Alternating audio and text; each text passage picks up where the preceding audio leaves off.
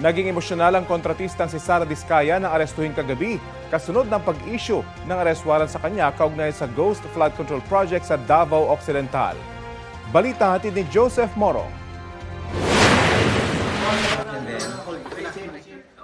Isinili kay Sara Diskaya ang warrant na inilabas ng Lapu-Lapu City Regional Trial Court.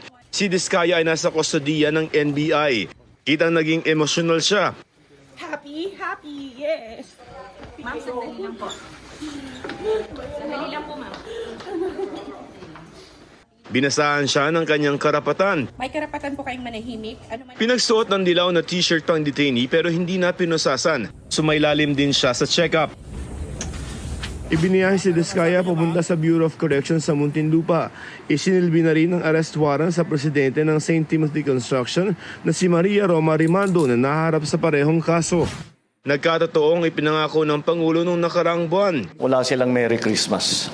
Before Christmas, makukulong na sila. Ayan, magandang araw po. Ang Pangulo rin na nag-anunsyo na may arrest warrant na laban kay Diskaya. Naglabas na ng warrant of arrest ang korte laban sa 10 pangunahing sangkot dito sa anomalyang ito. Kabilang na po rito si Sara Diskaya. Naharap ang 10 sa kasong graft at malversation kaugnay sa 96.5 million pesos na Ghost Flood Control Project sa Davao Occidental. Ang kaso nila malversation non-bailable o hindi pwede makapagpiyansa.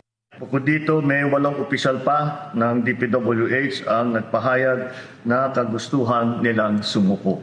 Di pinangalanan ng Pangulo ang 8 DPWH official. Wala pang pahayag sina Diskaya at ang iba pang pinaaresto. Joseph Morong nagbabalita para sa GMA Integrated News.